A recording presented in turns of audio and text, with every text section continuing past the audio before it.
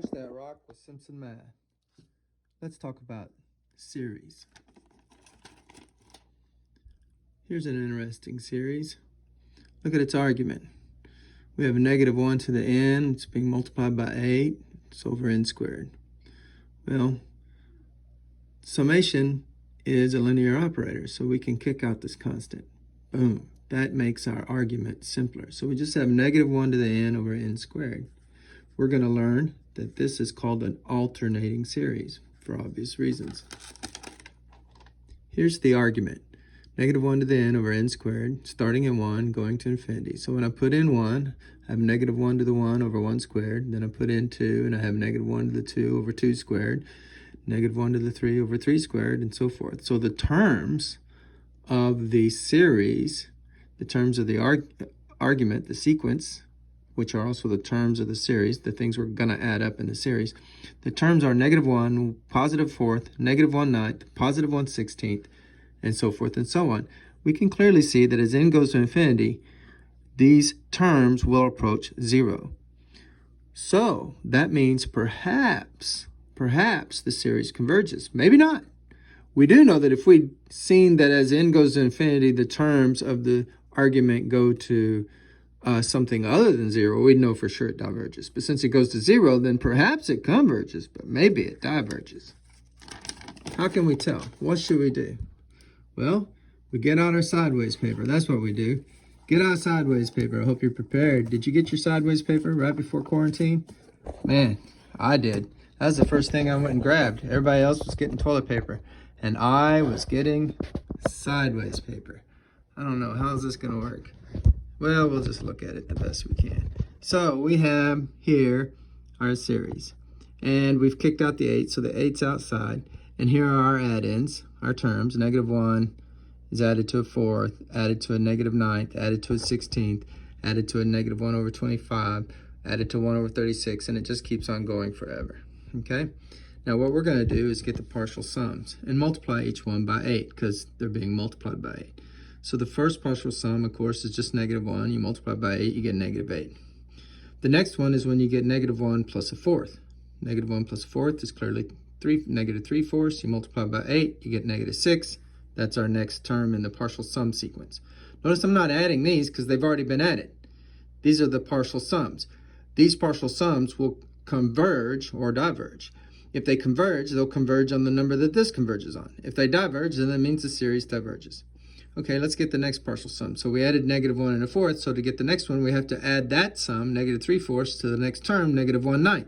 So we take -3/4, add it to -1/9, we get -31 over 36, we multiply that by 8, and we get -6.8 repeating.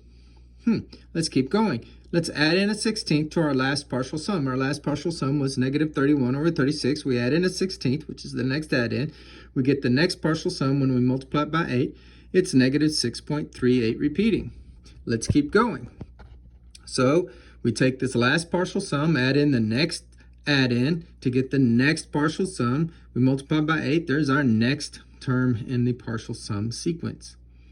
Take the last partial sum, add in the next term, 1 over 36, get the next partial sum, but it's multiplied by 8. So there's our next term in the partial sum sequence. And we keep doing this. Now let's see if we notice a pattern on our sideways paper. We started at -8. We went down to -6. We went up to 6.8, repeating. We went down to 6.38, repeating, so about 6.4. We went up to 6.708, repeating, so about 6.7. Then we went down to -6.486, repeating, so about -6.5. Okay, and then we went up, see, from 6.4-ish to 6.6-ish.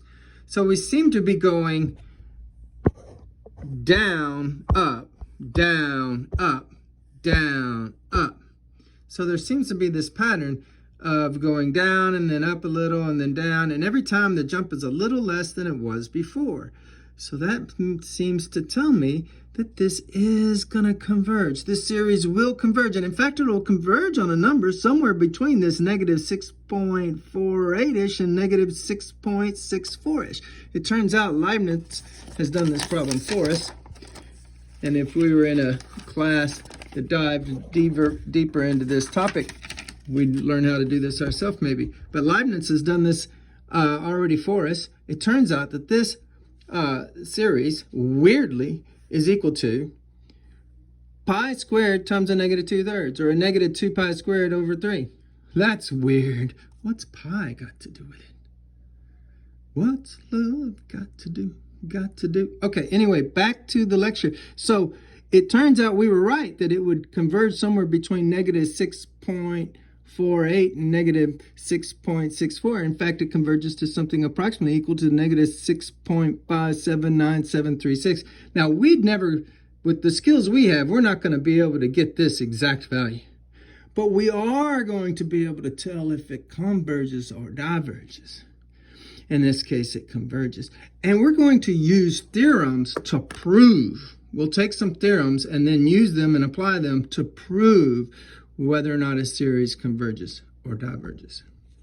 Good luck. Math made simple at Simpson Math.